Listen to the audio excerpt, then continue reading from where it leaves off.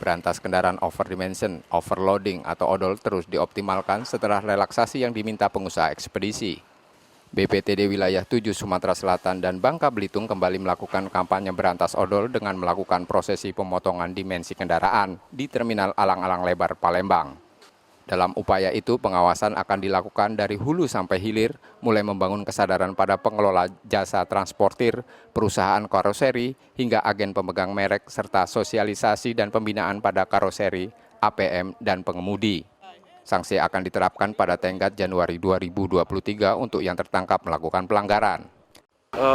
Tetap ya, kebijakan pemerintah sampai saat ini masih tetap untuk zero odol itu sampai Januari 2023. Nah, kalau dulu di awalnya memang ada delay, mundur ya, ini tentu pertimbangan-pertimbangan khusus yang harus kita lihat ya, seperti aspek ekonomi dan juga seperti yang disampaikan Pak Khairuddin tadi juga ya.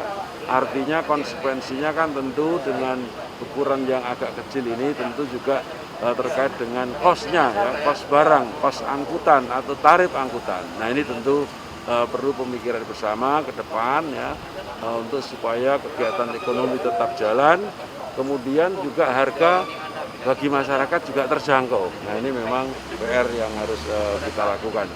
Dukungan berantas odol juga dilakukan para pengusaha di Sumatera Selatan. Namun mereka menuntut agar sejumlah kompensasi diberikan, terutama naiknya tarif angkutan. 2023 tuh nggak ada lagi. Nah sekarang ini tinggal masalah kita minta ongkos tarifnya aja Pak. Jadi ongkos tarifnya dari Dirjen Perhubungan bisa sama Menteri Perindustrian mencocoki ongkos tarif kita nih. Itu yang kita minta tujuannya itu sih Pak. Lebih tepat itu aja sih. Kalau ongkos tarifnya bisa sesuai ya mudah-mudahan sesuai semua Pak. Pasti jalan. Ya kita udah dipotong semua belum? Kita hampir 50% sudah. Yang lama ya, yang lama. Yang baru kita sudah nurut. Sebelumnya, penertiban dan normalisasi truk kelebihan dimensi dan muatan diundur dari tahun 2021 menjadi tahun 2023. Pengunduran merupakan tindak lanjut atas upaya sejumlah asosiasi jasa angkutan truk yang meminta pemerintah melakukan relaksasi. Tim Liputan, Kompas TV Palembang, Sumatera Selatan.